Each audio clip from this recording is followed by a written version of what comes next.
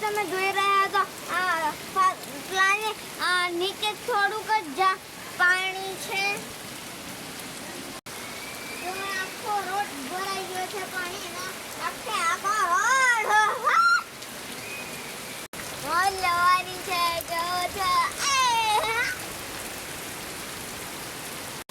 આખો રોડ પાણીનો છે, ભરાઈ ગયો છે. આવે વરસાદ ઢેબલો વરસાદ